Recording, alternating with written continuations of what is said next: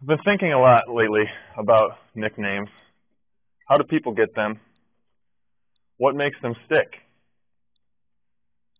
Now, I looked back at my old yearbook and I realized I listed multiple nicknames under my senior picture.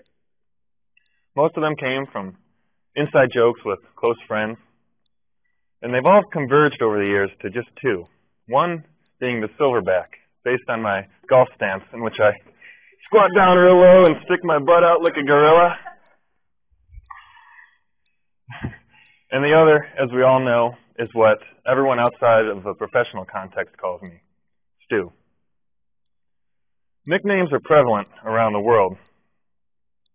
In sports, I can think of several off the top of my head from my favorite basketball team alone. The Cleveland Cavaliers have had a Hot Rod, Diesel, Wild Thing, King James, Rain Man, Eggs, Bimbo, and a Booby. Nicknames have also infiltrated the nomenclature of my family.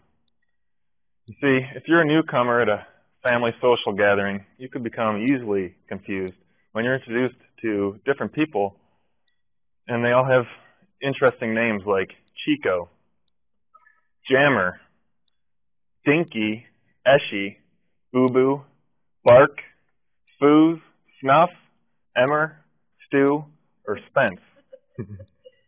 How did I get my nickname Stu? Well, you heard me refer to Stu as a name that you might commonly hear at a family gathering. This is because on my father's side, all the males are referred to as Stu.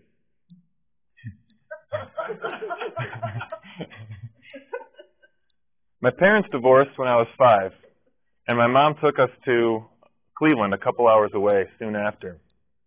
So I hadn't even realized this Stuler family trend until I was in my teens.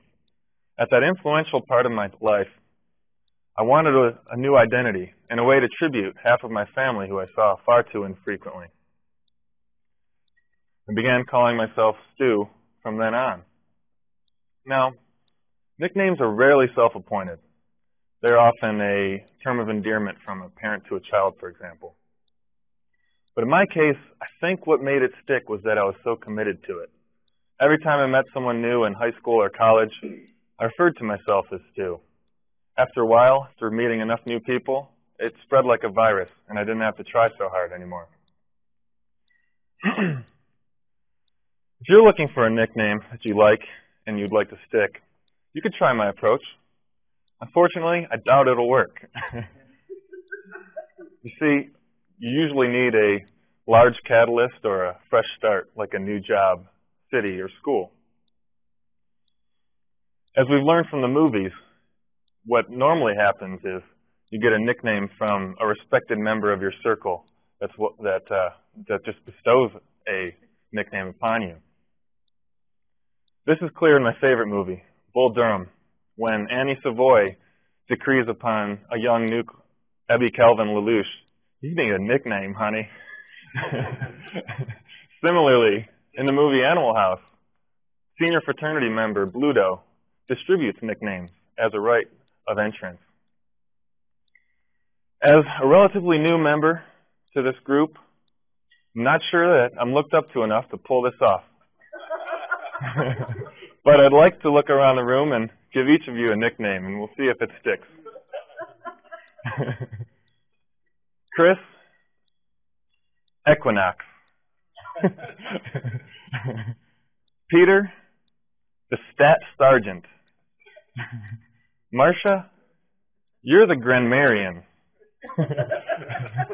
Eddie, I see you as Goose.